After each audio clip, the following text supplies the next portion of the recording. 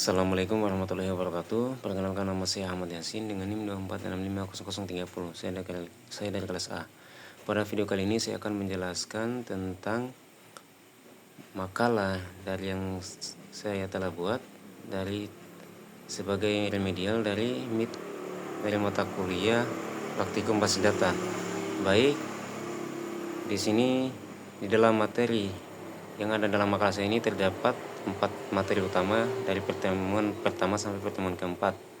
Baik, kita langsung saja ke pembahasannya, yaitu bab 1 atau pendahuluan. Pertama di sini adalah latar belakangnya, kemudian rumusan masalahnya, di antaranya itu ada bagaimana cara menginstal exam di komputer, kemudian apa saja komponen dan fungsi dasar MySQL, dan yang ketiga itu bagaimana menjalankan perintah dasar MySQL melalui shell, dan terakhir itu bagaimana cara melakukan operasi curl, yaitu create, read, update, delete, dan menggunakan query. Adapun tujuannya yaitu menjelaskan langkah instalasi exam, kemudian itu menguraikan konsep dasar MySQL, kelebihan dan kekurangannya, dan yang ketiga itu mengajarkan cara pengoperasian MySQL melalui command line, dan yang terakhir itu memberikan contoh penggunaan perintah SQL dasar hingga lanjutan. Baik, kita lanjut ke bab 2, yaitu pembahasan. Yang pertama itu pengertian exam. Lingkungan seperti local development environment, di dalamnya sudah tersedia exam. Ini merupakan paket perangkat lunak open source yang berfungsi sebagai beberapa komponen penting untuk menjalankan aplikasi web, serta Apache sebagai web server, MySQL atau MariaDB sebagai server database PHP, dan Perl sebagai bahasa pemrograman server side. Tujuan utama exam adalah memberikan kemudahan bagi mahasiswa pemula maupun pengembang web profesional untuk melakukan pengembangan, pengujian, dan simulasi website secara offline di komputer sendiri tanpa harus mengunggah file ke server hosting. Dengan demikian, proses belajar dan eksperimen dapat dilakukan lebih cepat, aman, dan fleksibel. Exam memiliki karakteristik cross-platform, yang artinya dapat dipasang di berbagai sistem operasi seperti Windows, Linux, dan macOS. Selain itu, exam bersifat portable sehingga dapat dipindahkan dan dijalankan dari folder tertentu tanpa konfigurasi rumit. Mengapa exam PP sangat ideal untuk pembelajaran? Karena exam menyediakan satu paket lengkap berisi seluruh komponen server yang biasanya berjalan di server hosting profesional. Dengan menggunakannya, pengguna dapat menerima atau merasakan lingkungan yang sangat mirip dengan server asli, khususnya pada proyek berbasis PHP dan MySQL. Selain itu, exam juga menyertakan PHP MyAdmin, yaitu aplikasi berbasis web yang digunakan untuk mengelola database tanpa perlu mengetik perintah melalui command line.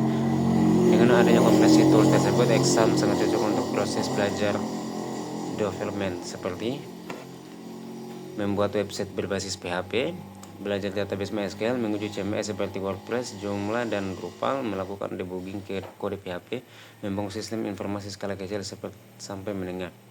Kemudian kita masuk ke B, yaitu cara mengunduh dan memilih versi exam.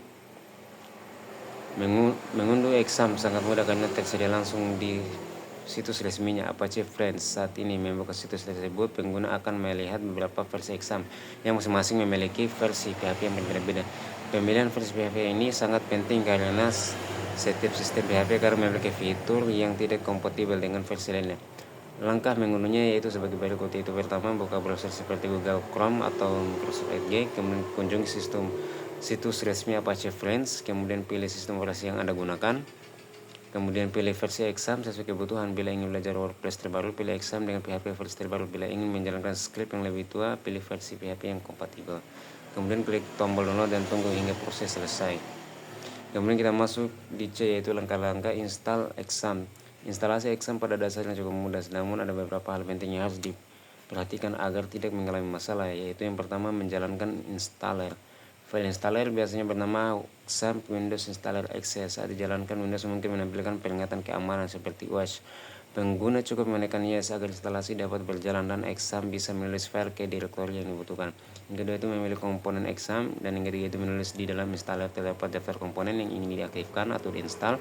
Komponen yang wajib diinstal untuk belajar Apache adalah Apache, MySQL, MariaDB, dan PHP MyAdmin. Komponen lain seperti FileZilla, FTP Server, atau Tomcat bersifat opsional. Menentukan lokasi instalasi. Pengembang exam merekomendasikan file C exam karena folder tersebut memiliki izin akses standar, sehingga service exam akan berjalan stabil. Menginstal di folder seperti C program files biasanya dapat menyebabkan hambatan akses, permission denied, dan mungkin menyebabkan Apache tidak dapat membaca file konfigurasi. Kemudian itu proses instalasi. Instalasi akan menyalin semua file ke direktori dan konfigurasi awal. Lamanya waktu instalasi dipengaruhi oleh kecepatan disk komputer. Kemudian yang keenam itu menjalankan exam control panel. Setelah selesai jalankan exam control panel, panel yang digunakan untuk menjalankan Apache dan MySQL. Klik tombol start pada kedua layanan tersebut. Kemudian yang ketujuh itu pengujian exam di browser. Untuk memastikan selesai berhasil, buka browser dan ketik halaman yang seperti ini, itu http localhost untuk melihat halaman utama exam. Kemudian http localhost phpMyAdmin untuk membuka phpMyAdmin. Kemudian kita masuk ke troubleshooting umum yang sering terjadi. Walaupun mudah digunakan, exam sering mengalami masalah yang sebenarnya standar dan mudah diatasi. Masalah Apache tidak mau nyala biasanya disebabkan karena port 80 atau port 443 sudah digunakan oleh aplikasi lain seperti Skype, IIS, atau aplikasi tertentu yang menjalankan server internal. Solusinya adalah menghentikan aplikasi tersebut atau mengubah port Apache menjadi port yang seperti 8080. Masalah MySQL gagal start.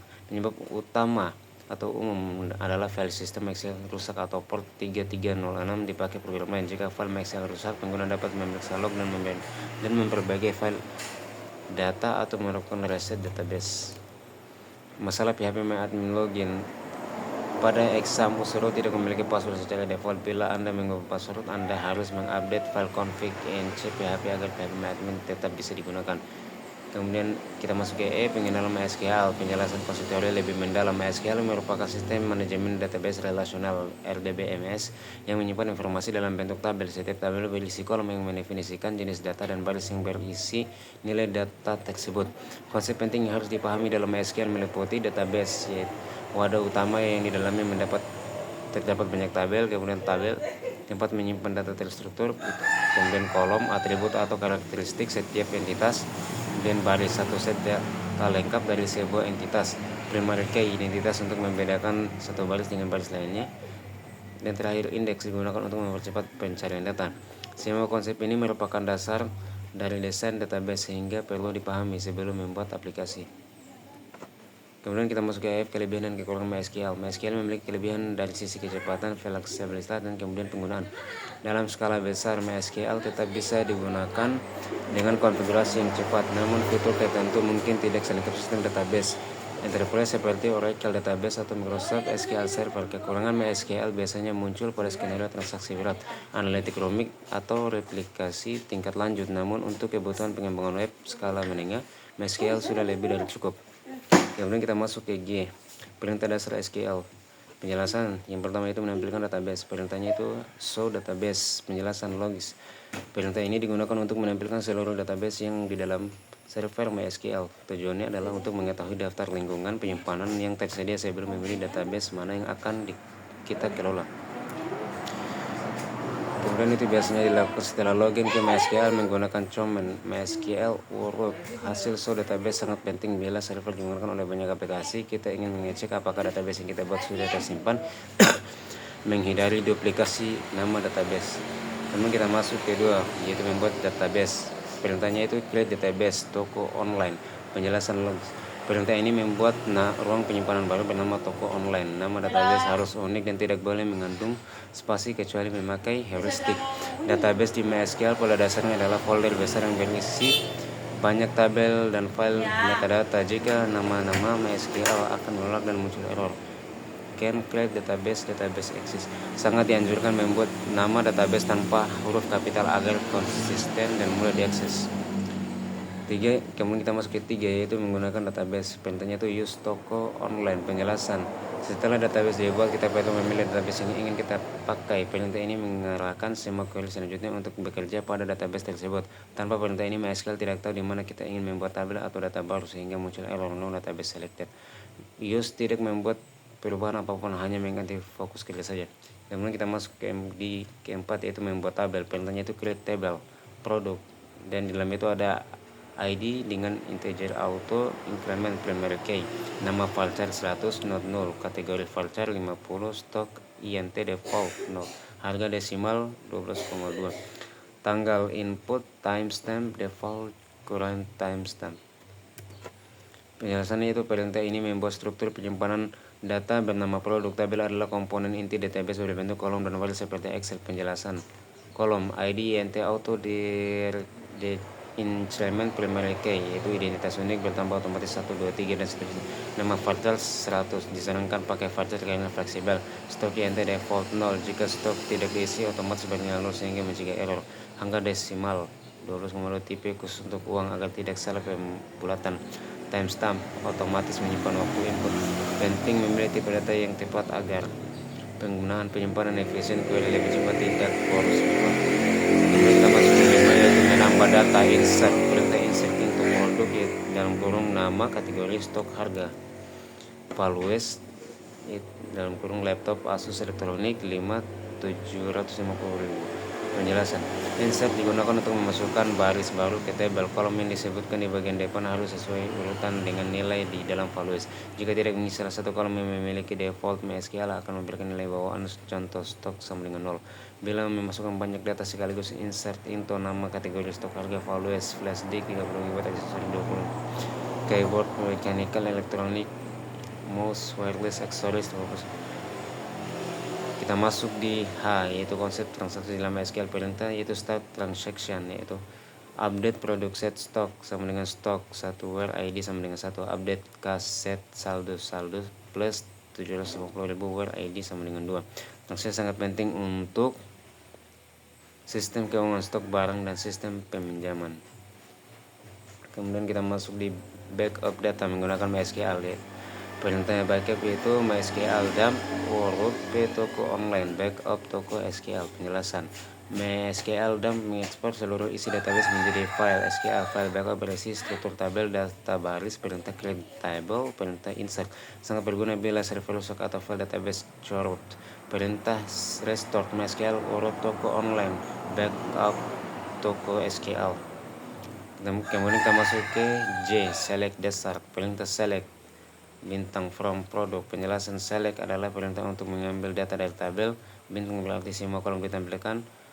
From untuk menampilkan kolom tertentu. Select nama, harga, from produk.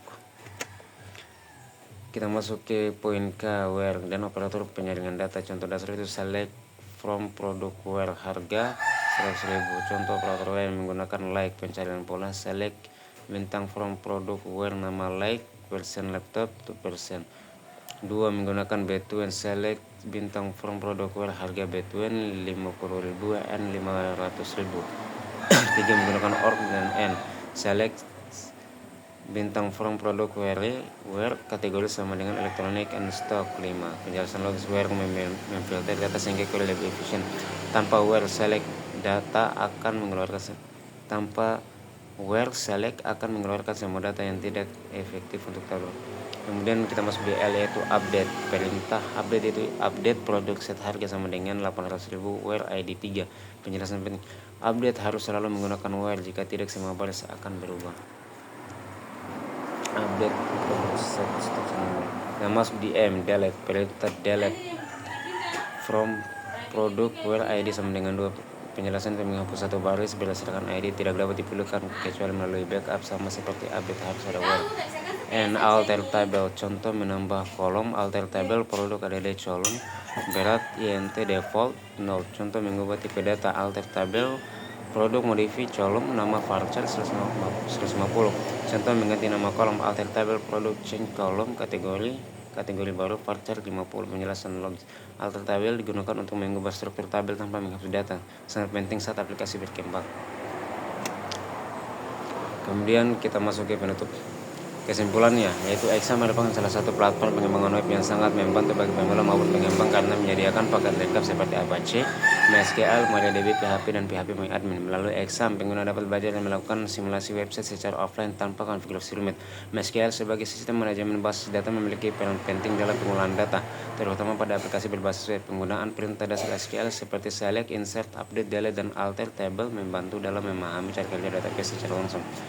Kita Saran yang pertama itu pengguna disarankan untuk sering berlatih menjalankan perintah SQL agar terbiasa dengan konsep database. Kemudian kedua itu saat menggunakan Exam, perhatikan masalah umum seperti port bentrok agar pengoperasian server berjalan lancar. Kemudian ketiga itu pelajari juga keamanan dasar pada MySQL seperti penggunaan password untuk user root. Yang terakhir, kita lanjutkan pembelajaran ke tahap pembuatan aplikasi berbasis PHP dan MySQL agar pemahaman semakin berkembang. Mungkin sekian dari saya dari penjelasan makalah ini. Saya tutup dengan ucapan wabillahi taufiq wal hidayah. Wassalamualaikum warahmatullahi wabarakatuh.